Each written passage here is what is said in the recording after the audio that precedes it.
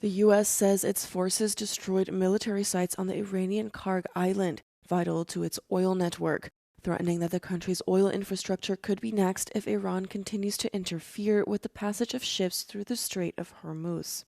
Iran said no oil infrastructure was damaged in the U.S. strikes and warned that oil and energy infrastructure owned by U.S.-linked firms would be targeted if the United States struck its oil facilities.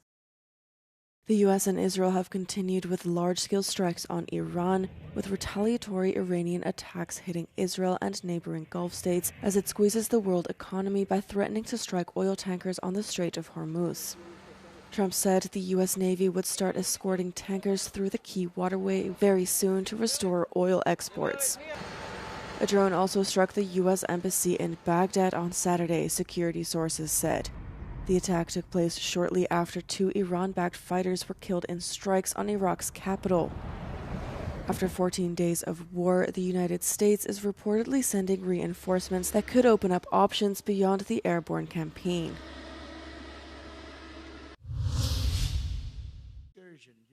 European Union leaders called out President Donald Trump's decision to lift sanctions on Russian oil as fueling the war machine against Ukraine, as Washington tries to ease energy prices after a second week of conflict in the Middle East. Noch einmal, wir halten das für falsch. Es gibt im Augenblick ein Preisproblem, aber kein Mengenproblem. The German Chancellor's comment were echoed by President of the European Council, Antonio Costa. The unilateral decision by the US to lift sanctions on Russian oil exports is very concerning as it impacts European security, he wrote on X. While on a visit to Paris, Ukrainian President Volodymyr Zelensky said that the US decision to lift sanctions does not help peace in Ukraine. Zelensky said this move alone could provide Russia with $10 billion to support its war effort.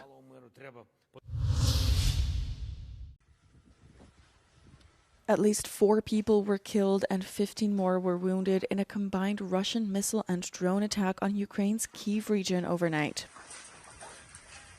3 of the wounded were in critical condition, of whom 2 were undergoing surgery. The attack hit 4 districts, damaging residential buildings, educational institutions, enterprises, and energy infrastructure. Ukrainian President Volodymyr Zelensky said Russia had launched 430 drones and 68 missiles, adding that air defenses had intercepted 402 and 68 of them respectively. Zelensky added that rescue and clearing up operations were underway in the Kyiv, Sumy, Kharkiv, Dnipro, and Mykolaiv regions.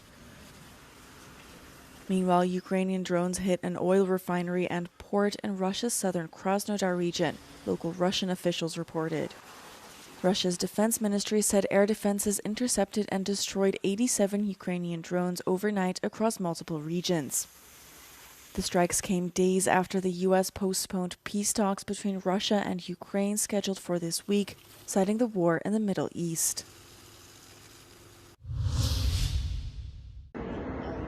Dutch police were searching for 2 suspects on Saturday after an explosion damaged the exterior wall of a Jewish school in Amsterdam.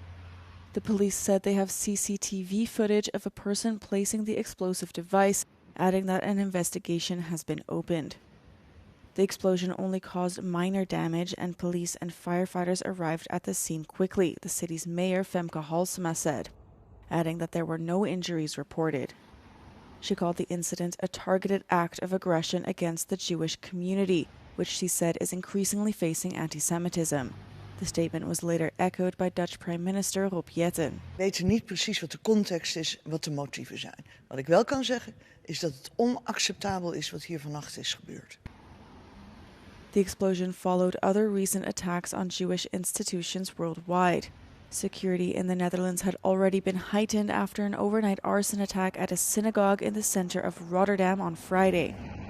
On Monday, an explosion shook a synagogue in the Belgian city of Liège, and on Thursday, an assailant rammed his car into a synagogue on the outskirts of Detroit, Michigan.